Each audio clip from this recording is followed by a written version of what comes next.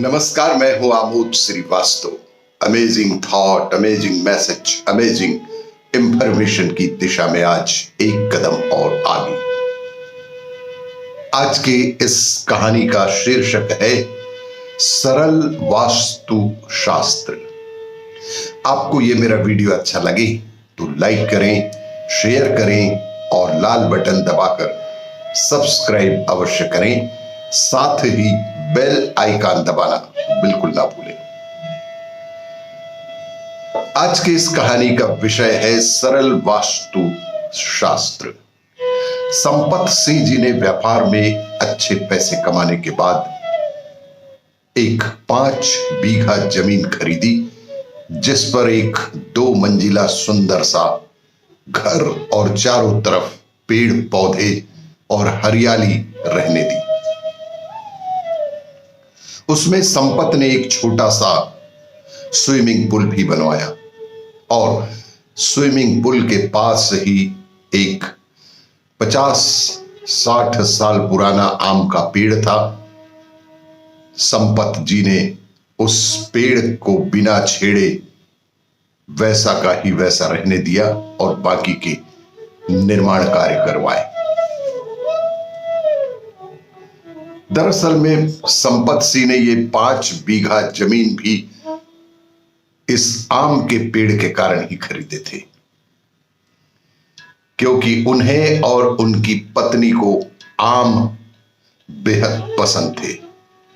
वैसे भी आम को फलों का राजा कहा जाता है। लगभग सभी लोगों को आम बेहद पसंद होते हैं, लेकिन संपत सिंह जी और उनकी बीवी को आम बेहद पसंद थे। जब संपत ने इस फार्म हाउस को खरीदा और उसका रेनोवेशन करवा रहा था, तब उसके बहुत से मित्रों ने उसे किसी अच्छे वास्तु शास्त्री से सलाह लेने को कहा।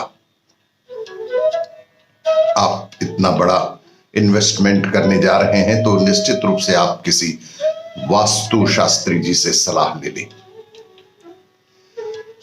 हालांकि संपत सिंह को वास्तु शास्त्र पर बिल्कुल भी भरोसा नहीं था, लेकिन दोस्तों का आग्रह था तो उसने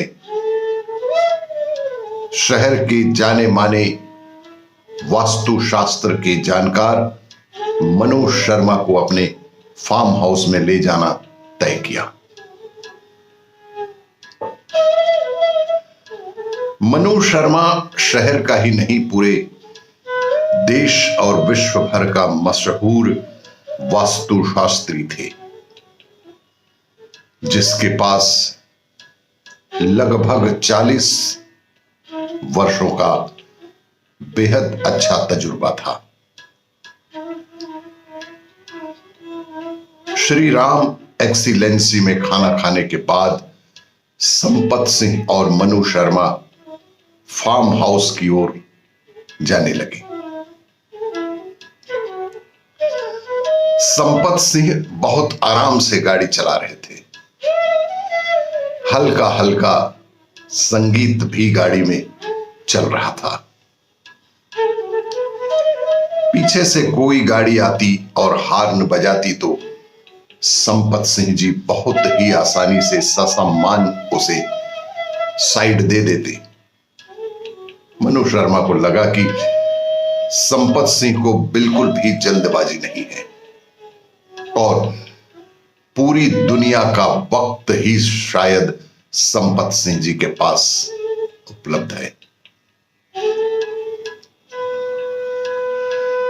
संपत सिंह की ड्राइविंग देखकर मनु शर्मा ने कहा कि भाई, तुम्हारी ड्राइविंग बिल्कुल सेफ, सुरक्षित है।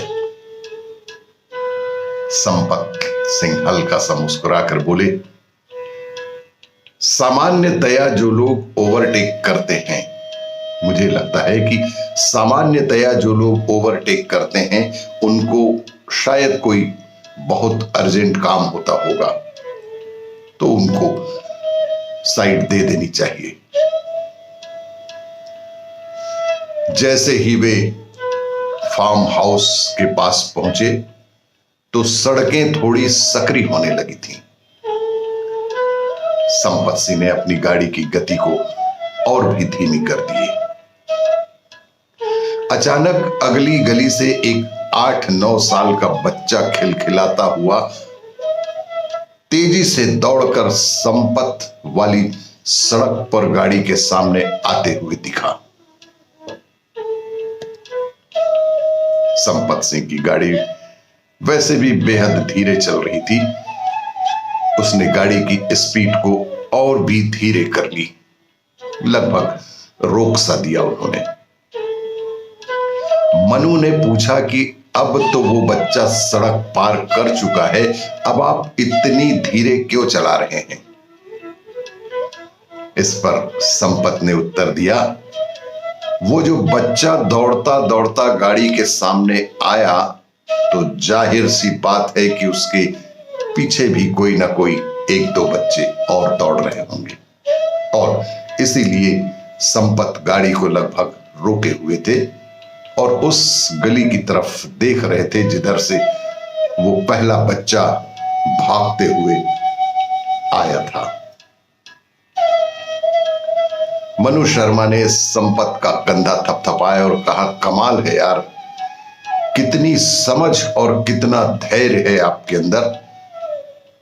और सामने से 3-4 बच्चे और दौड़ते हुए सड़क पार कर गए। जैसे ही संपत अपने फार्म हाउस में घुसा तो उसके कॉटेज के पीछे आम के पेड़ से 15-20 पक्षी पंख फड़फड़ाते हुए उड़े। संपत सिंह ने गाड़ी वहीं रोक दी और मनु शर्मा को कहा कि कुछ देर यहीं रुकते हैं, मुझे लगता है कि मोहल्ले पड़ोस के कोई बच्चा आम के पेड़ से आम चुरा रहा है। तभी एकाएक ये पक्षी एकदम से उड़ चले।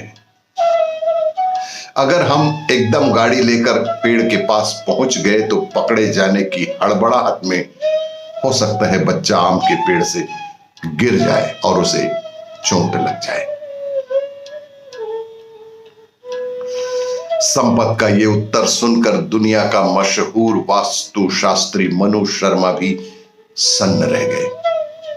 इतना धैर्य, इतनी समझ, इतना अपनापन। मनु शर्मा ने थोड़ी देर रुककर कहा कि दोस्त संपत, तुम्हारे फार्म हाउस को वास्तु शास्त्र की बिल्कुल भी जरूरत नहीं है। संपत ने मनु को पूछा कि ऐसा आप क्यों कह रहे हैं? तब मनु ने कहा कि कोई भी जगह जो तुम्हारे जैसे शांत, धैर्यशील, सहिष्णु व्यक्ति की उपस्थिति से नमाज दी जाए, वह जगह अपने आप ही वास्तु शास्त्र के हिसाब से शुभ हो जाती है।